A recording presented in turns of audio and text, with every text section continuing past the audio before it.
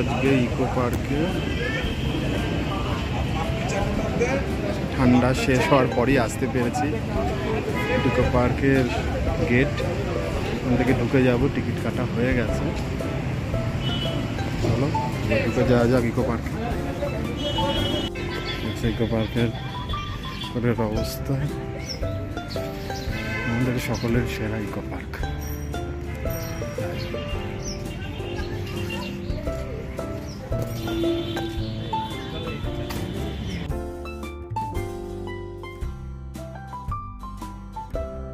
পার্কের এখানটা Japanese restaurant বলে একটি অংশ রয়েছে, সুন্দর লাগবে এখানটা আসলে। সন্ধ্যেবেলা ক্যাফেটেরিয়াগুলো বেশ দারুণ, আড্ডা মারার জন্য অবশ্যই বন্ধু বান্ধবদের নিয়ে আসলে খুব সুন্দর টাইম কেটে যাবে। এখানের গাছগুলো তুলনায় অনেক ছোট, তাই সেরকমভাবে ছায়া দিতে পারছে না। ইফেল টাওয়ারের অনেকটা কাছেই হয়তো পৌঁছে গেছি।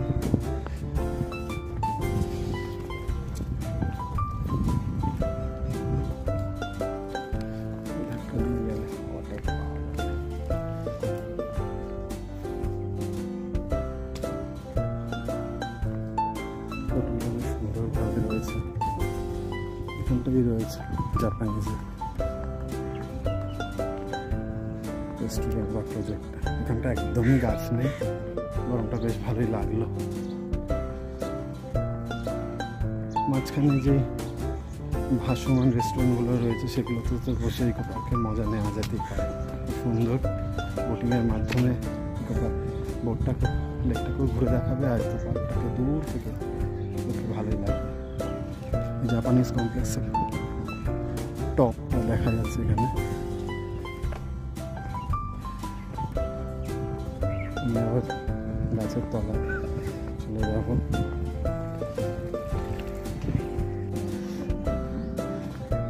জাপানিজ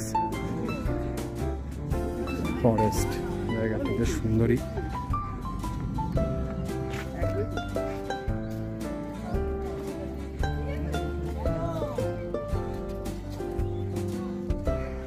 অবশ্যই আসুন, এই জায়গাটিও ঘুরে যাবেন, খারাপ লাগবে না। আর আমরা ঢুকে যাচ্ছি পার্কের ভিতরে। চলো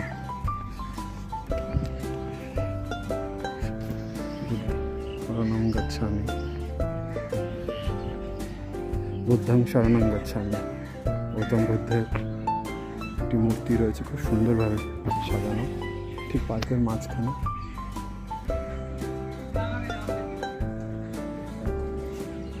ঠিক এই ধরনের ব্যবস্থা ছিল পার্কের মধ্যে, মনে আছে। হচ্ছে বুদ্ধিস্ট রেস্টুরেন্ট, এখানে বেশ ফুল গাছ লাগানো হয়েছে আশেপাশে, খারাপ লাগবে না।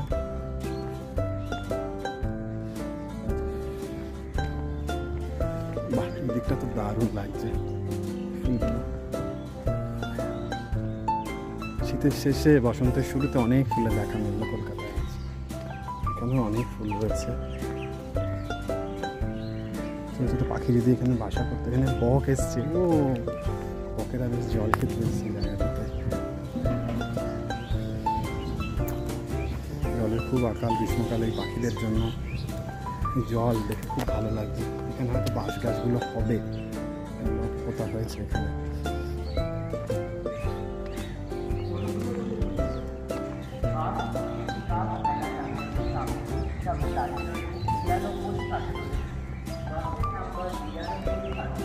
এখানটাও বেশ সুন্দর, সেতু মতো করা হয়েছে, সুন্দর লাগছে জায়গাটা। দূরে প্যাগোডাটি রয়েছে, এই জলরাশি। এখানে কটা ছবি তুলে যেতে, এইখানটা পরে আর আসতে ইচ্ছা করবে না। এখান দিয়ে এদিকে এই জায়গাটা কত ভালো ছিল। অনেকগুলো বক আছে, জল খেতে এসছে।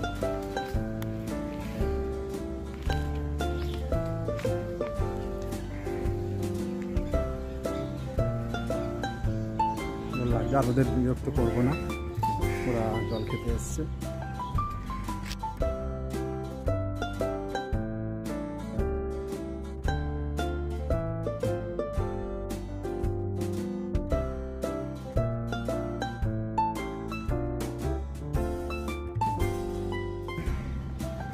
খাঁকো মতো করা রয়েছে সেতু। সিংহ, দুটি সিংহ সেখানে বিবাদ করছে রয়েছে। ইকো পার্ক এক কথা খুব সুন্দর। এই পাশটা অবশ্যই আসিনি আগে, খুব ভালো লাগছে এখানটা। প্লেগ্রাউন্ডটা দেখলেও বুঝতে পারবেন খুব সুন্দর। অনেক গাছ আছে।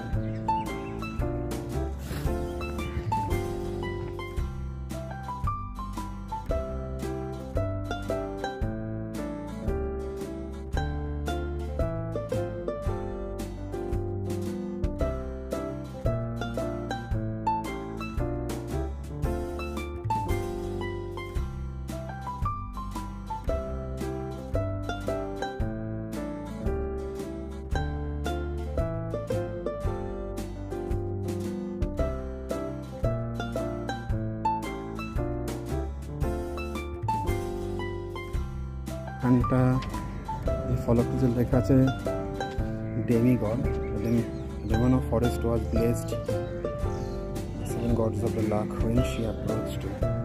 এই জায়গাটিকে এইভাবে ফুটিয়ে তোলা হয়েছে ডেমিগডের মাধ্যমে। এখানে বুদ্ধ মূর্তিগুলোও রয়েছে গাছের ছায়ায়। এখানে যে লেখাটি আছে সেটি সায়েন্স বলে লেখা আছে। বুদ্ধের অনুরাগীরা বা বুদ্ধেরই এগুলো প্রতি মনে হচ্ছে দেখে। খারাপ লাগবে না, জায়গাটিতে অবশ্যই আসুন, ঘুরে যান। রোদটা এখন কমে গেছে, তাই আমিও বেশ ঘুরতে এন্থু পাচ্ছি। বাকিরা চলে গেছে প্যাগোডাটার ভিতরে, চলে গেছে মন্দিরের ভিতরে। আমি এখন গিয়ে পৌঁছাতে পারিনি।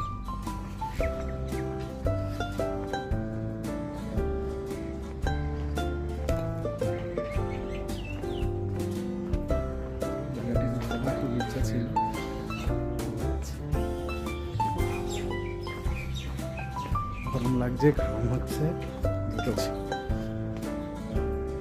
সুন্দর লাগছে কিন্তু এই ভিডিওটা।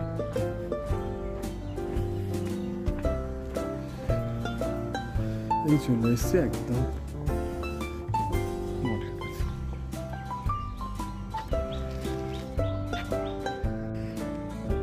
Series of story. This series of story have been gifted by the richest men who have blessed the gods of the forest.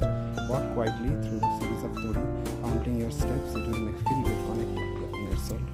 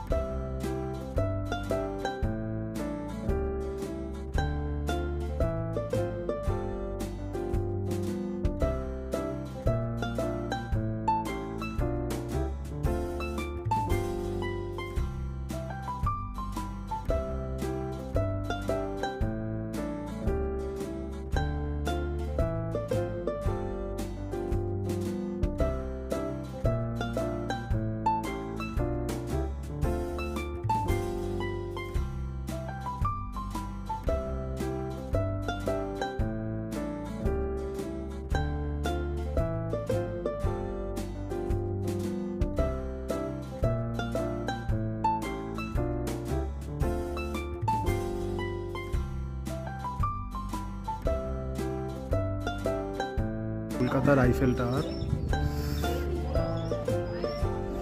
সুন্দর, অবশ্যই আসুন। ইকো পার্কের অন্যতম আকর্ষণ, 7 ওয়ান্ডার্সের মধ্যে একটি অবস্থা অবশ্যই কলকাতার আইফেল টাওয়ার।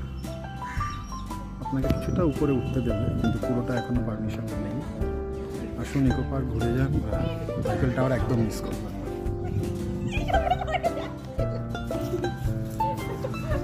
হয়তো রাত্রেবেলা থেকে লাইট দেয়, এর মধ্যে আরো সুন্দর।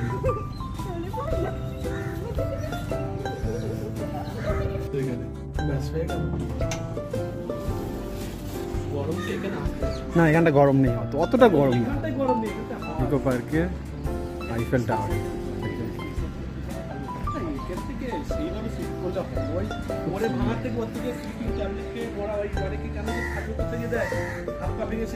আলিয়া ইউনিভার্সিটি দেখা যাবে এখান থেকে। আলিয়াটা ওই ভিতর, ওইখানটা, ওইখানে ওই দুটো কোনার বিল্ডিং। হ্যাঁ,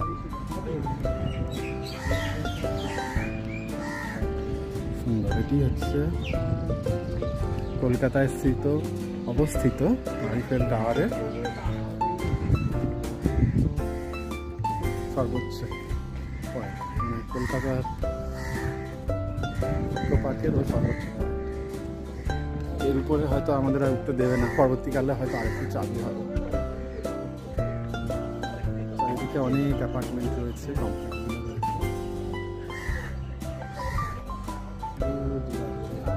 গাছপালা দিয়ে ঘেরা। ওটা গরম লাগছে না। আর কৌশিকের ফোনে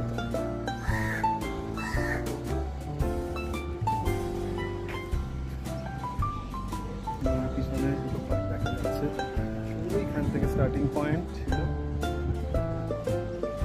ঘুরে এসছি, ভালো লাগছে বেশ। এটা উঠতে পেরে প্রথমে ভেবেছিলাম হয়তো এখানে উঠতে দেবে না, পরে উঠতে পেরেছি। ইকো পার্ক আসলে অবশ্যই এটা ওঠার চেষ্টা করবেন। অনেকটা উঠু, আরেকটু অতটা হয়তো একটু রিস্ক হয়ে যাবে লিফটে, লিফটটা ওটা নেয়নি। এবং আসুন, ইকো পার্ক ঘুরে যান। আর আমার এই আজকের ইকো পার্কের ট্যুরটা ভালো লাগলে অবশ্যই আমার লাইক করবেন, শেয়ার করবেন, কমেন্টস করবেন। আপনাদের কমেন্টসের অপেক্ষায় থাকবো।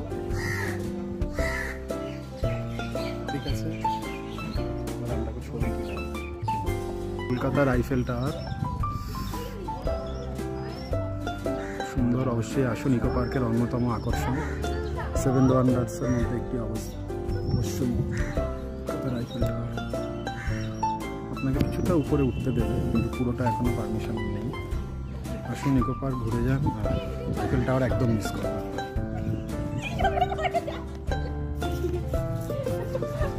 হয়তো রাত্রেবেলা থেকে লাইট দেয়, এর মধ্যে আরো সুন্দর।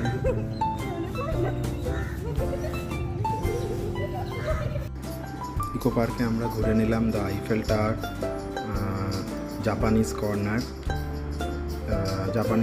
আইফেল টাওয়ার দেখে তো খুবই ভালো লাগলো।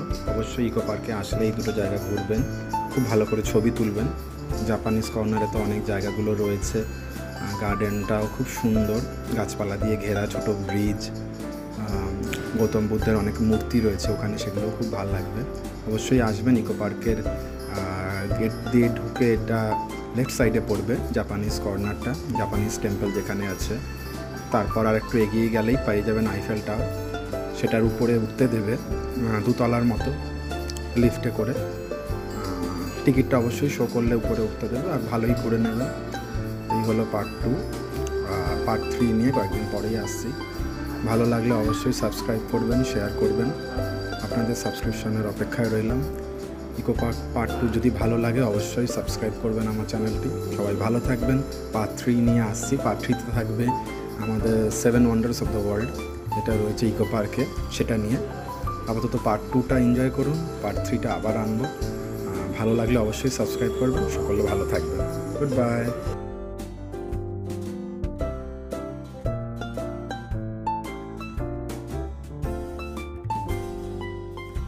ইকো পার্কে টয় ট্রেনের দেখা, খুব ঝিকঝিক ঝিকঝিক ঝিকঝিক ঝিকঝিক। একটি নয় 2টি টয় ট্রেন।